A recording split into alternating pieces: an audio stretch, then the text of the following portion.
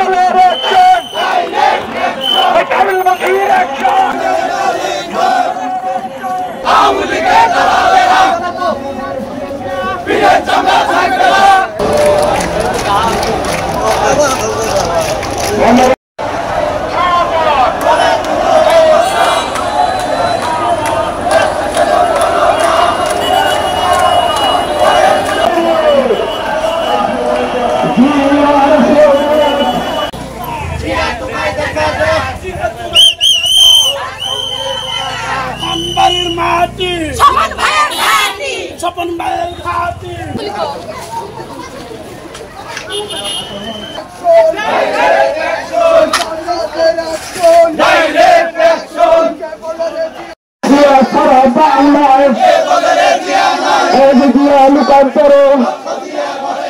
লক্ষ্য দিয়া ভাইয়ের ঘাটি